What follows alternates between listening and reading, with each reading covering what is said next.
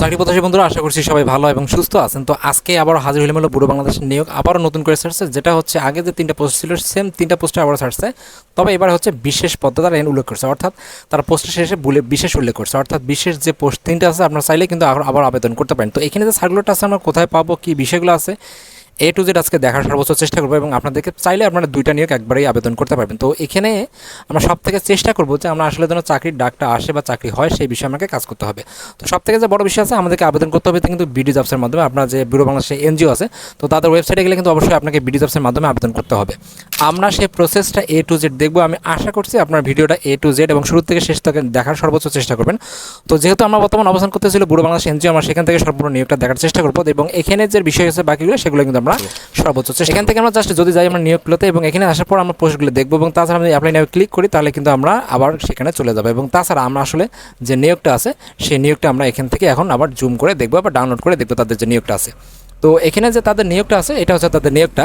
তারা এখানে বলছে যে বিশেষ নিয়োগ বিজ্ঞপ্তি ব্যুরো বাংলাদেশ। তাদের যে আগের যে নিয়োগটা ছিল সেটা কিন্তু সাধারণত নিয়োগ ছিল এবং এখানে তারা যে নিয়োগটা ছাড়ছে সেটা হচ্ছে কিন্তু বিশেষ নিয়োগ। তো তারা এখানে বলছে যে অবশ্যই আপনাকে বিডি জবসের মাধ্যমে আবেদন করতে হবে বা প্রথম আলো পত্রিকা এবং বিডি জবসের প্রকাশিত অনুযায়ী আবেদন করতে হবে। তো তারা এখানে যে পত্রগুলো আছে সেটা হচ্ছে সহকারী শাখা ব্যবস্থাপক, সহকারী শাখা হিসাবরক্ষক, সহকারী কর্মসূচি সংগঠক যেটা আছে সেটা। প্রথমটা যেটা আছে সেটাতে বেতন হবে 37,000 টাকা এবং পরবর্তীটা হিসাবরক্ষক বেতন হবে 35,000 টাকা। পরবর্তী যেটা আছে সেটা হলো সহকারী কর্মসূচি সংগঠক, এখানে 30,000 টাকা বেতন দেবে এবং পরবর্তীতে এটা 35,075 টাকা হবে।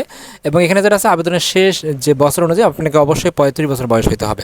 সবগুলোতে আপনি ডিগ্রি পাস থাকলে আপনি এখানে আবেদন করতে পারবেন এবং তারা এখানে বলছে যে আপনাকে দ্বিতীয় বিকে থাকতে হবে এবং এখানে যে বিষয় আছে কোনো প্রকার এক্সপিরিয়েন্স লাগবে না, এখানে আপনি আবেদন করতে পারবেন বিনা অভিজ্ঞতায়, কোনো প্রকার এক্সপিরিয়েন্স লাগবে না। তারা এখানে বলছে যে কোনোটাতে অভিজ্ঞতার প্রয়োজন নেই, অভিজ্ঞতা আবশ্যক নয়, তারা বলে দিচ্ছে এটা অলরেডি।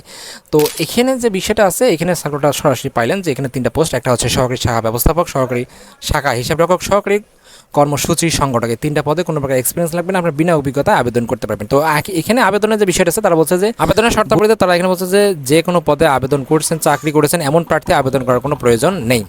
অধ্যয়নরত বা যাদের পরীক্ষা পাশের সনদ, মার্কশিট বা ট্রান্সক্রিপ্ট নেই তাদের কোনো আবেদন করার প্রয়োজন নেই। এখানে যোগাযোগের জন্য তারা যে বলছে যে যোগাযোগের জন্য জীবন বৃত্তান্ত অবশ্যই সচল যে মোবাইল নাম্বার আছে সেটা কিন্তু অবশ্যই দিবেন এবং তারা এখানে বলছে লিখিত মৌখিক পরীক্ষার তারিখ বা স্থান, মোবাইল নাম্বার যে SMS আছে তারা বলছে যে এই নাম্বার থেকে যাবে, 292 নাম্বার থেকে আপনাদের মোবাইলে SMS চলে যাবে। ওকে, তারা এখানে সব কিছুই বলছে এবং এখানে কষ্ট করে আপনার একটু পড়ে নেবেন। তারা এখানে বলছে যে এই যে লিঙ্কটা আছে সেখানে ক্লিক করলে কিন্তু আপনার সরাসরি তাদের যে ওয়েবসাইট আছে সেই ওয়েবসাইটে কিন্তু চলে যাবে এবং এখান থেকে আপনারা আবেদন করতে পারবেন। তো তারা এখানে যদি বলে যে আমরা এখানে অ্যাপ্লাই নাও বাটনে ক্লিক করবো, যদি বিশেষে অ্যাপ্লাই নাও বাটনে ক্লিক করবো, তো তারা কিন্তু আবার যে সেম নিয়োগটা আছে বিডি জবসের সেই জায়গায় কিন্তু নিয়ে আসছে। অর্থাৎ আপনি যেখানে যান না কেন আপনাকে কিন্তু এখানেই নিয়ে আসা হবে আবেদন করার জন্য। সর্বপ্রতি যে বিষয়টা আছে আপনার কেন ডাকার সেটা, প্রথম যে বিষয়টা আছে অবশ্যই আপনাকে বিডি জবসটা 100% প্রোফাইল থাকতে হবে, যেখানে 100% না থাকলে আপনার ডাক আসার সম্ভাবনা সব থেকে কম। তো এখানে যেটা আছে আপনাকে অবশ্যই 100% প্রোফাইল করতে হবে বিডি জবসে, তারপরে আপনি এখানে অ্যাপ্লাই আবেদন করবেন।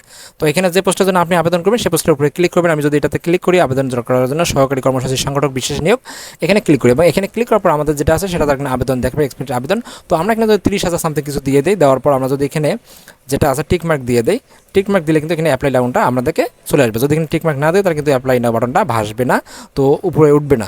আমরা টিকমার্ক দেওয়ার পর দেখেন এখানে সুন্দর দেখা যাচ্ছে, তাহলে আমরা আবেদন করতে পারবো।